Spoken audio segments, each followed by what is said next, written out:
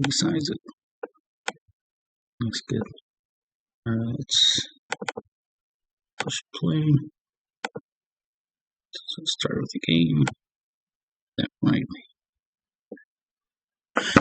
So you can see what's going on. It's gonna be moving a little bit fast, but this took about 56 minutes for the game. So this is obviously the blue Hatchhyack mill deck.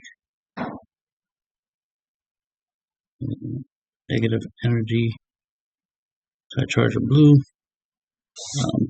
Important thing to note is you want to charge at most 5 blue energy. You could charge at most 6 energy or 8 if you want to go that far. But shouldn't need to charge any more than that. Obviously, the game's going to go a pretty long with Hatchhyack, especially in this build. So I'm using the Leo's effect. You want to use it sparingly. You definitely want to use it when you're low on blue energy. Use the leader's effect to hopefully draw it into blue energy and then charge blue. Sometimes you might have to charge black, but as long as you ultimately end up with at least 4 blue energies, you can start playing your 4-drop blue unisons. You want your first 3 blue energy, obviously. So if you want to, so you see I charged 2 blue already. I'm using the Leo's effects. I'm trying to draw into another blue card, which I did. So now I got the blue energy next turn for Raditz. First and foremost, you want to get Raditz out there. You definitely want your 1-drop Goku for the 4-star ball thing. So that way you can obviously out combo attacks. He combos to 15. And from right, I do these two. So Hatchhyack, you obviously want him in the drop. He helps you counter the milling aspect of your deck. Well, it makes it harder for you to, mill yourself out. So you see I charge blue. So now I can play Raditz. Now, this is the second game I played of this deck. First time I played Janemba early, and well, that didn't work out. So we're doing the normal thing, which is going on with Raditz. So first, put up your defense before you start trying to do any mill-related stuff. Plus, it's better to wait until close to late game. Your opponent has less cards in their decks to start milling them out. And you can, so the idea is turn 3, you play Raditz. Turn 4, you want to get your 4-drop Sin Shinron, negative energy. You want to have those 2 out in play, doing their thing. Having a bit of synergy, sword and shield type of deal. Because Raditz will help block leader unison swing. That's the typical thing you want to do with them. So you see I charge black energy.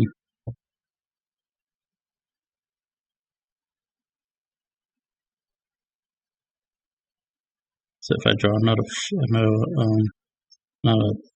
blue energy, so right, then I'll be able to charge blue energy on turn 5. So right now, if I had the guy, my Sin Shinron, then I would be able to play him. But you see, he's currently under the leader right now. So, right. So I combo to get him to 24, just to make sure that hit comes through. Another thing you want to do is deal your opponent at least 1 damage a turn. Just 1. Don't, even if you could do 2, try not to. Just 1 damage per turn. Because you're just trying to make sure that their life is lower than yours, right? So if you win in time, you win in time, right? So that's 1 win con. If you mill them out, that's your that's another win con. But if it gets to the point where you have to knock them out, deal them 8 damage to win, or at least you were dealing 1 damage, you're chipping at their life little by little. But you want to use a lot of your attacks on your opponent's board.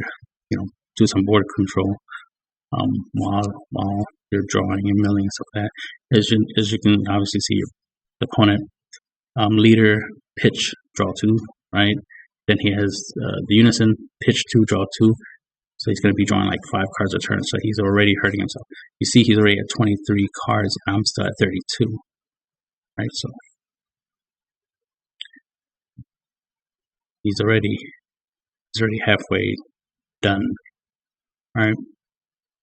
So now it's just a matter of getting him down to 0 cards, right? So now I have 2 blue sources in my hand, so I give up the Majin Blue, so I can guarantee I have 4 blues in energy. Now I have another blue source, but that negates would actually be useful later on. Grabbing the balls from the deck. I have some in my hand, just trying to make sure I get access to all of them, so I can use them. And when I get the other Goku in play, I'll be able to do 2 balls a turn type of deal. As you can see, I have 10 cards in my hands. My opponent has 8. And of course, I'm not awakening the leader, obviously. I have enough cards in my drop to do him. So my opponent has a response. He's going to put it into rest mode. Right. All I really care about mainly was just double checking the effect. Like, okay. It can hit anything and it puts in rest mode. Got it. So I put all these at the bottom of the deck. I find the feature. Right. I'll bottom deck them. So now I got 32 cards again. My opponent's at 23. I use the leader effect, right? Yeah, use the leader effect because I did just put 3 cards back, so it's like I can afford to give up 3 cards. Bang, bang. You see there's some more blue energy just went under the leader. Anyway, so I got 4 blue energy. I just need to get at least 1 more, and I have the minimum of 5 blue energy that I'll need. The reason why you want to have 5 is because you want 4 for any of your, 4 drop unisons, but you want the extra 1 blue energy for your Senzu Bean or your 30 burst. So you don't want to be in a scenario where you tapped out all 4 of your blue energy, right, to play a unison, and then all you have left is black energy. You can use the black energy for your Senzu Bean and whatnot. So you want to have 5 blue energy, so that when you use 4 for one of your unisons, you still have 1 blue for your Senzu Bean, which can untap more of your blue energy, right? So then you can use the blue energy to play more of your blue cards. So I double checked out, readings fundamental. So I'm trying to make a habit of reading my opponent's card effects instead of just going with what they're doing, because he actually played the card wrong. He was assuming he could play it for cheap based off of the cards I have in rest mode on my side of the field, which is not how it works. I thought he was counting his drop, like his drop. You should see how I'm typing. It doesn't count your drop area. But then he says, I thought it was, it's your rested cards that reduces causes. Like, oh no, that definitely doesn't do that. So we were able to correct that. But man, if that card, succeeded in hitting the field, oh man, that would screw me over. So as you can see, Ocean is putting in that work. All right. So I think I charged black energy when I should charge blue. Obviously, I want to save the Geneva for later. So I do charge one of the black balls. Move the energy around, make sure I have blue next to each other and black next to each other, so I'll get confused. Get the ball. Let's see. And like I say, you only want to do a little bit of damage. I'm using my attacks on his unison. His unison, which is important because I actually forgot what his unison did. He blocks. I accept that. Get that off. Since it did attack a battle card, it restands, so I'm able to swing his unison again. So then attacking his unison again, just keeping the markers down. Of course, the goal is to try to get rid of them. Use the leader unison ability so I can draw and restand them, obviously.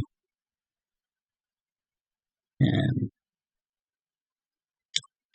right there, after I drew, I'm like, oh wait, I had double strike in my hand. I could have used that because I could have I could have knocked him down at least down to 1. At least to 1. So that way it could be close to taking out next turn. That way next turn just one attack would kill him.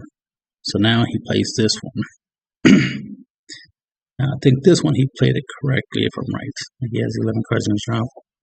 I didn't check, but I'm just used to seeing this guy when he hits the field, right? And looking to see what I could possibly do. And I'm like fortunate that he's just like 40k quadruple strike. Like, okay, I think I'm going to have to out combo this. And I was like, yeah, I misplayed because I have dirty burst. I didn't play dirty burst when he dropped it because I can't play dirty burst.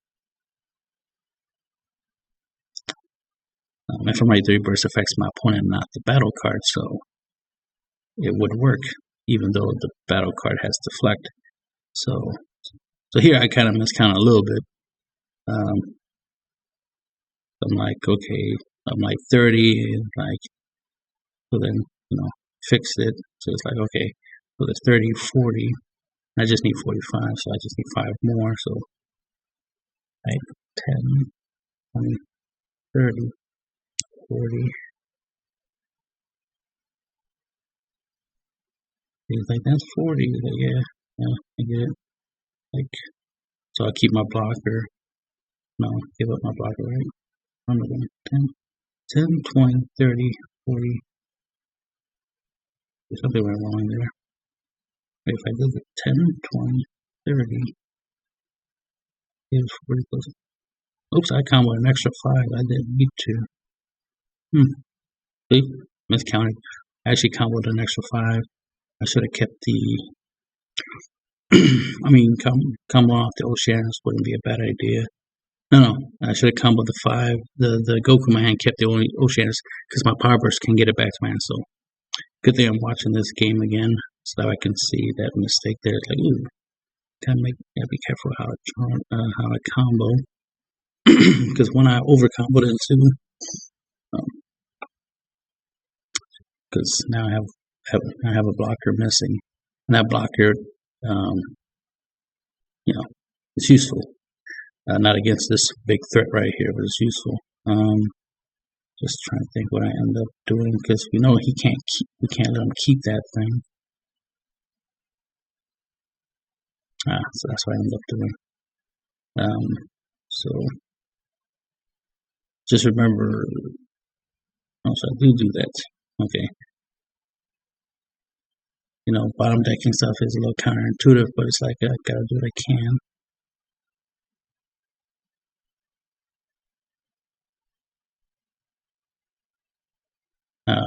We know I could do 2 cards, but I just need to make sure that 1 card was gone. I don't care about the other 1 drop he has. It's not really doing much of anything. I could have gotten rid of it. But, bottom decking stuff is counterintuitive to, the strategy. Now, I got a blocker, I got Oceanus. Of course, like I said, I gotta get 1 more blue energy out there. So my dirty verses can be active. The fact that I know he has big battle cards, obviously, power burst will be something. I mean, dirty burst will be something worth keeping. Or at least I should have discarded something else and then charge. So play that for 4. Trying to keep some blue energy up, so now my dirty burst is active. And the idea is to try to sacrifice the Unison. Next, I'm trying to kill his Unison. I'm also want to start applying pressure, so now I attack with my card. Nope. I was like, no, I don't want to do that. I changed my mind. Okay, yeah. So I want to use the blocker capabilities. So like I said, just do 1 damage and just move on. Don't go too far. 1, this is preventing him from awakening, because if I'm right, he has to be 4 less to awaken. So I want to keep him weak. I keep the leader weak. And then to find out later that the leader on the Awakened side has quadruple strike capabilities, like, oh, good thing I kept you at bay, as they say.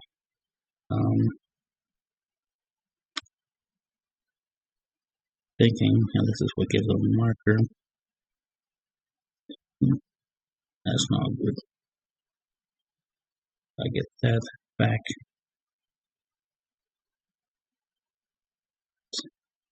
Still need blue energy. I plan to replace the Unison on board with another copy of the Unison. So here I'm applying some pressure. So when it takes it, I'm here just trying to get him down as low as I can. Because if I get him down to at least one life and then just stall, because he's at 13 cards, so I can start doing Janemba stuff. I think that's what I do. I think if I'm right, I do play Janemba. Play that first. I should have used black energy, not blue, but whatever. Back the ball. Balls to you. See, I go Janemba if I'm right. Because he's at 13 cards, so it's like, gotta start milling him. Gotta get him under 10 cards, right? So, do the ability. So I draw. Yeah, I got a little over 10 more cards than him, so I got 11 cards more than him, so now I can just start Janembaing my opponent. Applying pressure, trying to get him to combo, so 20k. So he'll need, super combo, obviously, right? We gotta burn them out. So right now, late game, you always want to be swinging 20Ks to your opponent's leader. He's still on the front side, so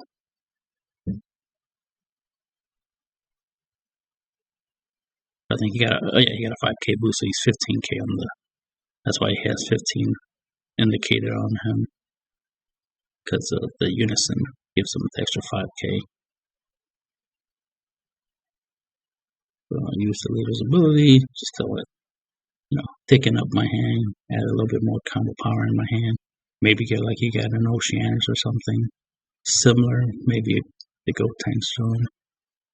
So you never know. But like I said, I still need blue energy, but now I have 3 blue sources in my hand, so I can give up one of them. Go Tank says blue energy, so I can have the 5 blue energy I need. So there, I negate the attack.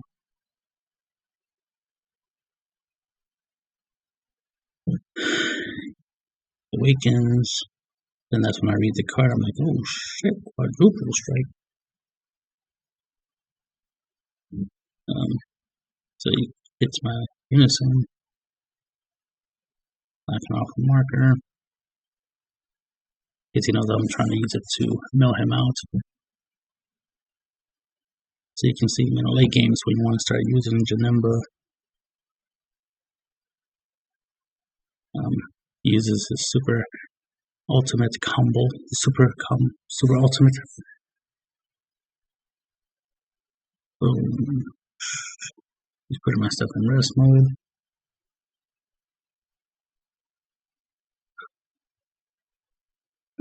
When he attacks, he draws and puts something in rest mode, so he rests that. He's drawing, so he's down to 16 cards in the deck. 5 cards in the deck. He has 16 cards in hand. So you see, he has 16 cards in his hand. I got 4 in my hand. But I still have the advantage.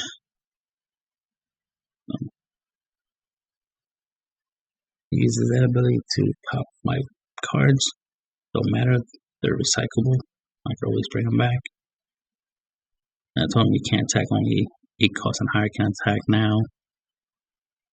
Because he already attacked with his 1 drop.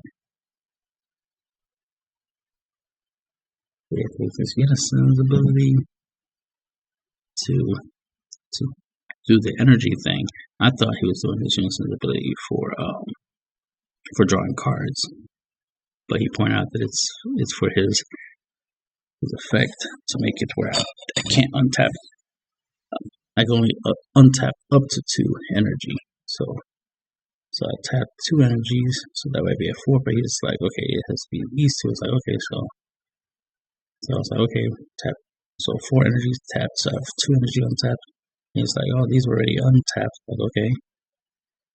And like, okay, so we fixed the energy. Alright.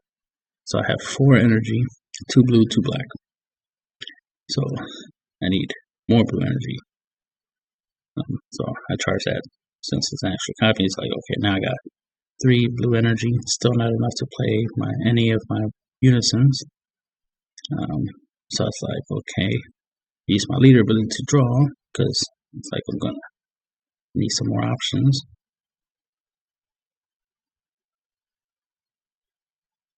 Draw. It's like, okay, I got 30 bursts, so that will protect me. So all I would need him to do is to play something, and I do the card's ability. So I charge, some black and bring him back, just because I want to put stuff back in the drop. Of course, he does his pre-play, so it's like, okay, you got a free counterplay, obviously. Put it in rest mode. Like, alright, and put these at the bottom of the deck. So I'd be at 18 cards in my deck. 5, and I have 2 blue energy up for my dirty burst. So now I just need him to play something on his turn, anything. A battle card, a unison. So I can trigger my dirty burst and make it where his 8 drop or his 7 cost and higher can't attack. Especially if he tries to play one of his big boys. I want to make sure I can stop him. That's the thing, he has big boys to play. Good thing I have the dirty burst. I just gotta pay attention to what he's doing. So what he's doing now is he's activating his leader's ability to give it quadruple strike. I have a very small hand, so you can easily out combo my hand. So we negate it. So I use dirty burst to negate the attack. Like I'm giving up the ability to get some marker. Obviously, he will have the ability to do the -4 thing again.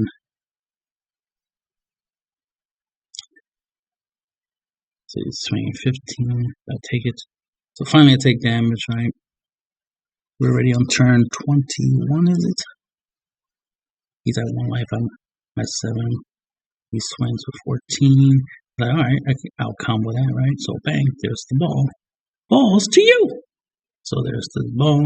That stops that attack. And then he tries to attack with 3 drops. Like, oh, only 8 drops can attack now. Because of my leader's ability. So of course he's going to swing with his 8 drop. I'm going to take 1 damage from that 8 drop. If it was double strike, yeah, sparking would be the thing to do. But since it's not, he draws a card for that effect. That's why he's at 3 life now. And he draws for his leader, so that's why he's at 3 cards left in his deck. Now he does his super combo, so he's trying to get up to 50k. Since I'm going to only take 1 damage, I'm just like, I'll just take it. There's no point in wasting a negate. Like, I want to use the negate on a quadruple strike, obviously. So he has 2 cards left in his deck. I have 18 cards left in my deck. He has 1 life, I have 6. So all is working according to plan. So I can only untap 2 energy. So now I'm at 3. I can charge for turns. I can charge, obviously, a blue. So I have 4 blue energy, which will give me a total of 6 blue energy.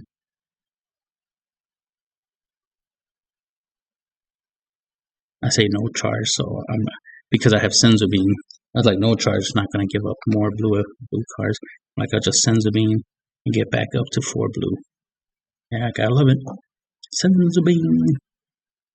So I charge that maximum 7 energy instead of 8.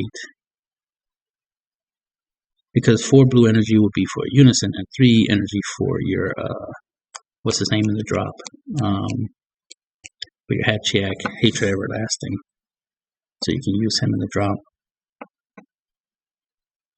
So I go for the blue Unison because the double striker will allow me to apply pressure and stuff. So I use the ability to draw. And now you can swing at the Unison, make sure it dies. Since it only has 1, but if it had 2 markers, it would die either way.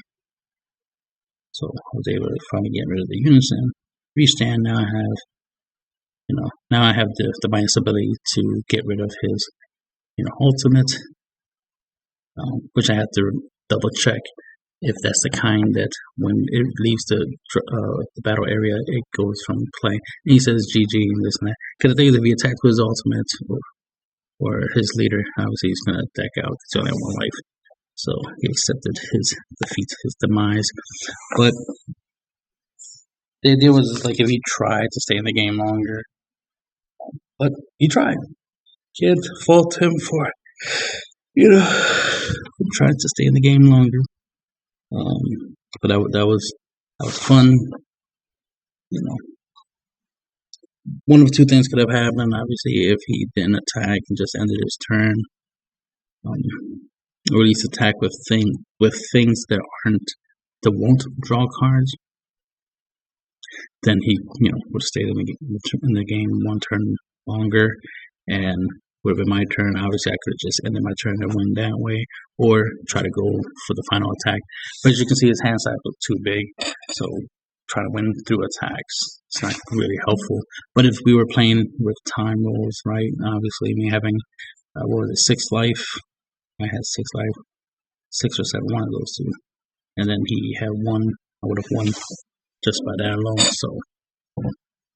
So I had 3 win cons, right? It's 8 damage, right, which is typical deck out, which as you see I won by that, or time, by having more life than my opponent because the defense is strong. And this is only the second time I played the deck, or this specific build anyway. I played other mill Hatchhyack builds, but second time I played, first time I missed, I played it wrong. I was playing the Jiren unison too early. I should have just put up my defense. Hopefully I point out everything you needed to know, which is 3 Raditz on turn 3. Try to get the 4-drop Shenron out there just so you can start, getting his mill effect and start doing things, or at least just have him out there, applying pressure, killing unisons, that kind of stuff. But if not, obviously you don't need him that much. But he serves a purpose, and he does have synergy with the Jiren unison. So if you get to a point where you finally get the Jiren out there, obviously you'll do